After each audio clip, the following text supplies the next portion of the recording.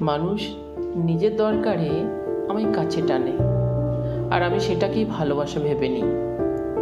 হয়তো লোভী কিংবা ভীষণ একা, বা বাতিল হওয়ার তালিকায় নাম পড়ে যাওয়ার ভয়ে বারবার আমি ক্ষমা করে দিই সবাইকে। অনেকবার আঘাত করার পরে সবাই সব দোষ আমার মাথাতেই চাপিয়ে দেয়। ধরে রাখার চেষ্টা আমি করি, করতে গিয়ে খানিকটা আমি নির্লজ্জ হয়ে যাই, কিন্তু খুব একটা লাভ হয় না তাতে। কারণ কেউ আমায় ধরে রাখার জন্য খুব একটা আমার কাছে আসে না।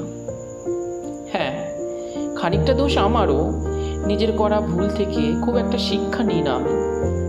কারণ সব কিছু যদি আমি শিখেই যাই, মানুষ আমাকে রিইউজ করবে কিভাবে, তাই না?